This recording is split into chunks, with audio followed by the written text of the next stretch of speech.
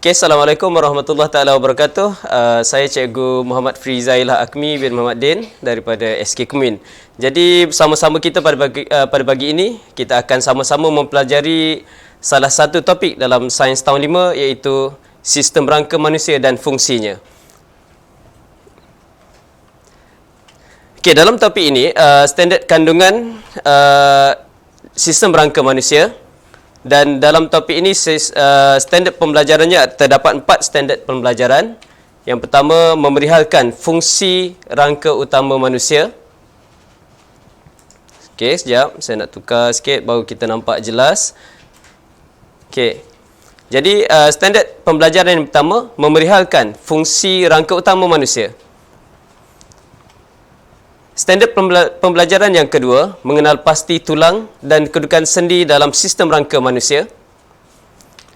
Standard pembelajaran yang ketiga, menyatakan fungsi sendi dalam sistem rangka manusia. Dan standard pembelajaran yang keempat ialah menakul kepentingan sistem rangka kepada tubuh manusia.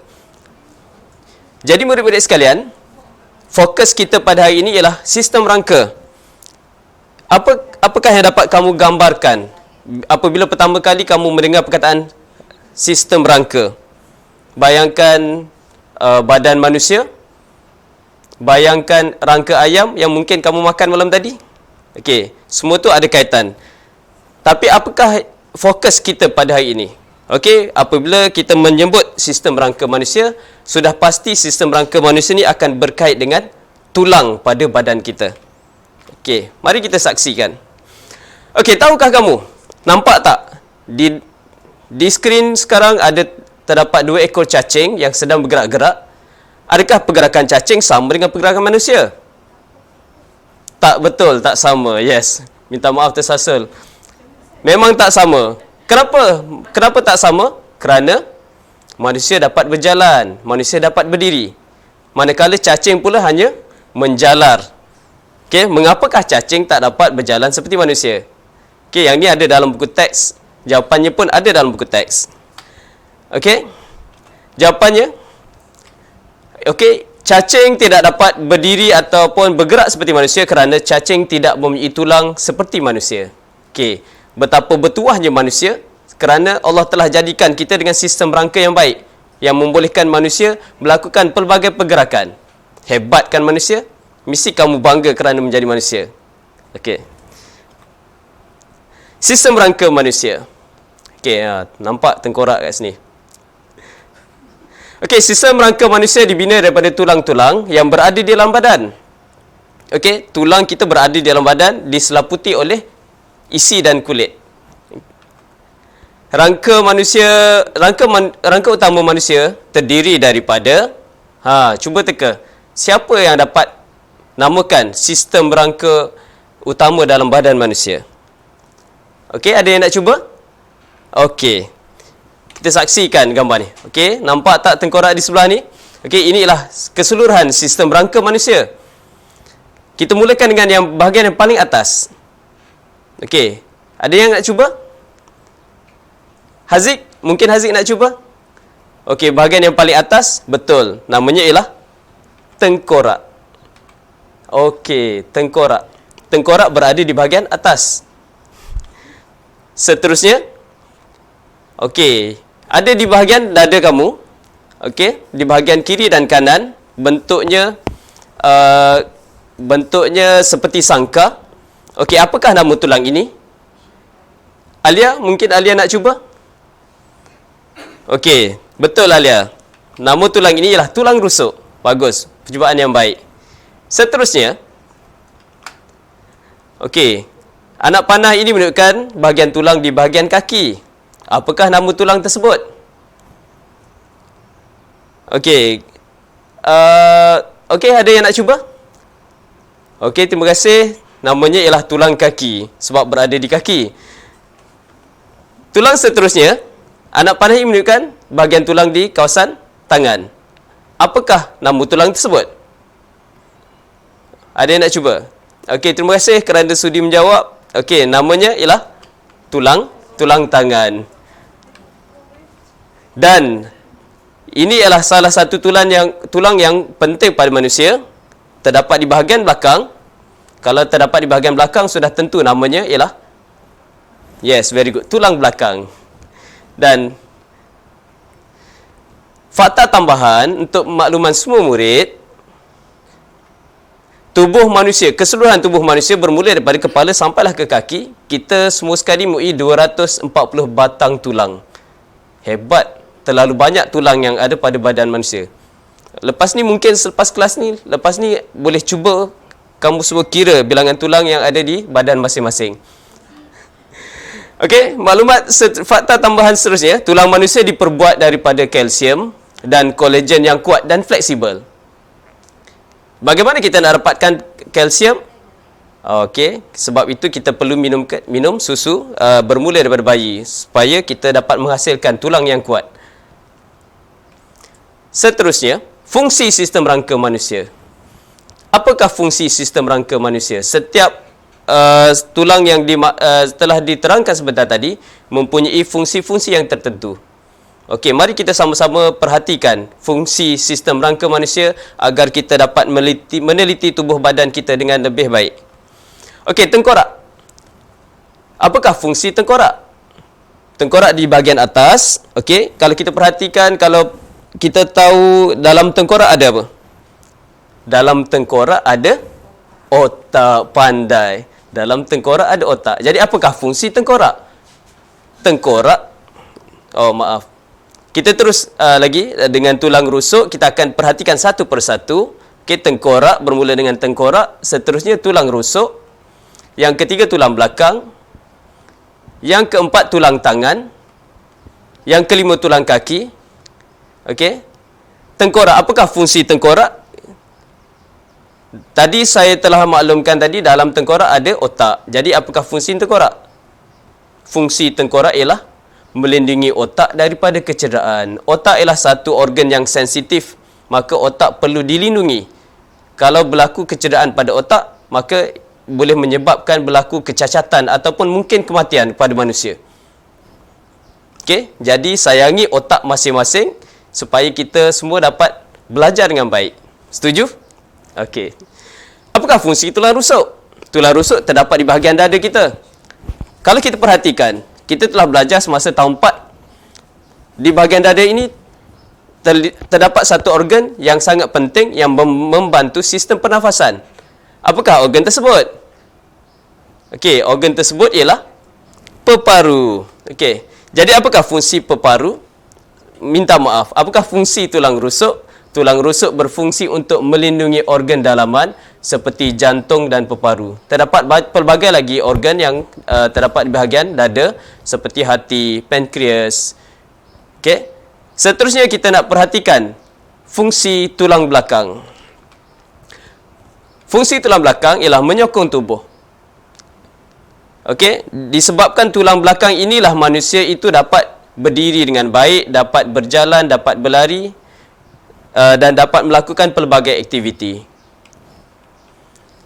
Fungsi tulang tangan ialah sebagai sokongan dan pergerakan. Okey, tulang tangan membolehkan kita melakukan pelbagai pergerakan, menulis, makan, gosok gigi, mandi, bermain, macam-macam lagi pergerakan yang boleh dilakukan dengan tulang tangan. Seterusnya ialah tulang kaki. Apakah fungsi tulang kaki? Okey, tulang kaki juga berfungsi sebagai sokongan dan pergerakan. Nampak cikgu boleh berdiri dengan baik di hadapan dan dapat mengajar kamu semua dengan senang kerana dibantu oleh tulang-tulang yang terdapat pada seluruh badan kita. Okey, murid sekalian. Okey, inilah gambar yang baru keluar tadi ialah gambar. Ini ialah gambar otak. Seterusnya ini ialah gambar tulang rusuk yang melindungi peparu, jantung. Okey, ini ialah gambar tulang belakang. Tulang belakang sebab terdiri daripada beberapa tulang yang bersambung. Okey, seterusnya ini ialah tulang tangan bermula daripada bahu sampai ke hujung jari, dan akhir sekali tulang kaki bermula daripada paha sampai ke hujung kaki. Okey. Sendi. Seterusnya kita nak mempelajari tentang sendi. Sila perhatikan gambar yang terpapar di skrin masing-masing ataupun boleh rujuk buku teks. Okey, dalam buku teks tersebut Ravi sedang memerhatikan model rangka manusia. Kemudian tiba-tiba muncul satu tanda tanya dalam kepala Ravi. Bagaimanakah tulang-tulang rangka dalam badan manusia bersambung? Ajaib bukan?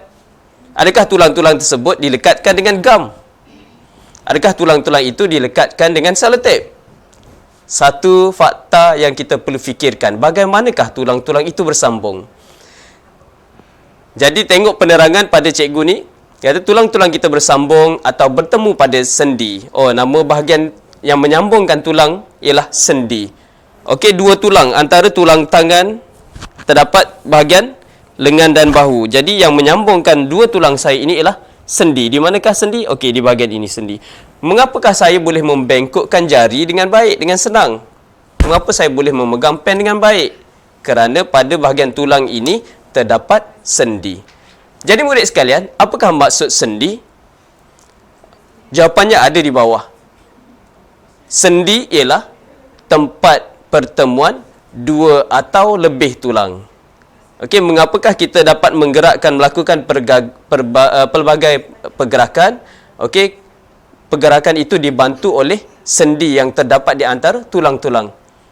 Jelas di situ? Okey, terima kasih. Good. Okey, seterusnya, kedudukan sendi. Mari kita perhatikan di manakah kedudukan sendi yang terdapat pada badan kita. Okey, perhatikan. Nampak tengkorak sebelah ni tengah buat exercise, kiri dan kanan, pelbagai pergerakan, menarik kan? Okey, jadi kita tengok di manakah kedudukan sendi. Okey, yang pertama sekali telah dibulatkan dekat sini. Okey, bahagian antara kepala dan badan. Okey, terdapat satu sendi yang membolehkan kita melakukan pelbagai pergerakan. Okey, lenggok kiri kanan, pusing. Okey, pusing kiri dan kanan. Okey. Okey, itu ialah bahagian sendi yang pertama, iaitu sendi pada tulang leher. Okey, tulang leher membolehkan kita melakukan pelbagai pergerakan. Nak pusing kepala pun boleh, jangan sampai tercabut. Okey. Okey, kemudian gambar yang kedua terdapat pada bahagian bahu. Okey, apa nama ni? Okey, sendi pada tulang bahu. Okey, dekat sini rupanya ada sendi juga. Okey, ada sendi. Kita boleh pusing tangan ke depan, pusing tangan ke belakang. Kita boleh baling. Kita boleh buat menggeliat. Okey. Okey, seterusnya seperti yang saya tunjukkan tadi, terdapat pada bahagian siku. Okey, apakah sendi tersebut? Okey, sendi pada siku. Okey, membolehkan kita melipat siku, lipat tangan. Kita boleh buat pelbagai pergerakan, mengangkat besi yang berat. Kan? Mengangkat barang-barang. Okey. Seterusnya, okey, nampak ni bahagian ni. Sendi pada okey, maaf, dia tunjuk yang sini dulu. Tak apa, kita tengok ini dulu. Dia tunjuk kat sini. Okey, apa nama sendi ni? Sendi ialah sendi pada tulang pinggul. Pada tulang pinggul. Okey, saya berdiri kat sini. Okey, ada tulang pinggul. Membolehkan kita melangkah, membolehkan kita berlari. Seterusnya. Okey, yang di bawah ni, okey, anak panah ni menunjukkan bahagian sendi di bahagian bawah. Apakah nama sendi tersebut? Okey, nama sendi tersebut ialah sendi pada tulang pergelangan kaki. Membolehkan kita membengkokkan kaki, kita duduk. Okey, banyak pergerakan. Ada lagi sendi yang saya belum disebut. Okey, yang ni. Okey, bahagian atas ni. Okey, apa nama sendi ni? Okey, sendi pada tulang tangan. Sendi pada tulang tangan. Okey, kita boleh membengkokkan tangan, boleh gerakkan tangan. Kalau lenguh-lenguh kita picit sikit. Okey. Okey, dan satu lagi ialah sendi pada lutut. Okey, sendi pada lutut membolehkan kita membengkokkan lutut. Okey, kita buat senaman, buat exercise. Jadi, mengapakah kita boleh buat pelbagai pergerakan? Okey, ini kerana pada bahagian tulang kita terdapat sendi yang menyambungkan dua atau lebih tulang. Dan satu lagi yang ada di bahagian tulang belakang. Apakah nama sendi tersebut? Okey, itu ialah sendi pada tulang belakang. Okey, tulang belakang membolehkan kita membongkok. Okey, kenapa kita boleh membongkok? Sebab terdapat sendi pada tulang belakang kita. Mengapa kita boleh buat macam ni? Okey, ke kanan. ni ke kiri. Kenapa? Sebab ada sendi pada tulang belakang. Okey, sekarang kita akan perhatikan fungsi sendi. Setiap sendi yang ada pada badan kita mempunyai fungsi yang tertentu, seperti yang telah saya tunjukkan sebentar tadi. Penat saya berlakon. Okey, murid sekalian. Okey, pertama kita saksikan fungsi sendi pada tulang leher. Okey, fungsinya ialah membolehkan pergerakan leher secara putaran atau pusingan. Ini ialah pergerakan secara putaran. Putar kepala, dan ini ialah secara pusingan. Pusing ke kiri, pusing ke kanan. Oh maaf. Ini ke kiri dan tadi sebentar tadi ke kanan.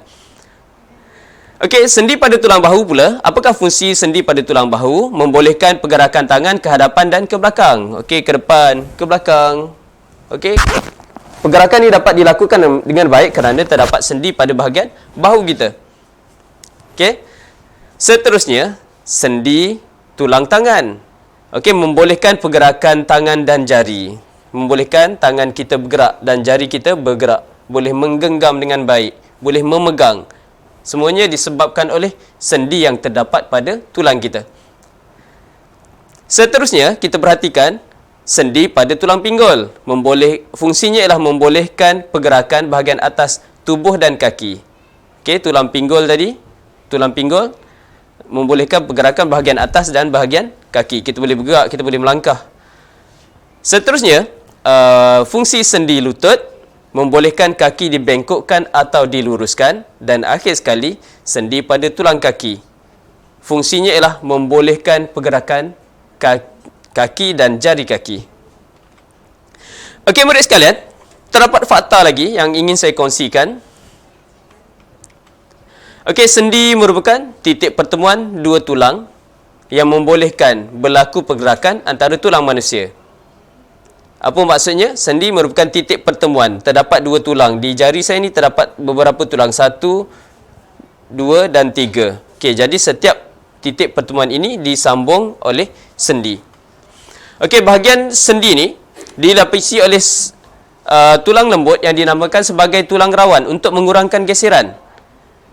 Apa akan berlaku? Kalau kita perhatikan, terdapat warga emas, orang-orang tua yang biasa mengalami sakit lutut. Bila mereka solat, bila mereka ingin rukuk ataupun sujud, okey, maka akan berlaku geseran antara tulang. Jadi menyebabkan lutut mereka sakit.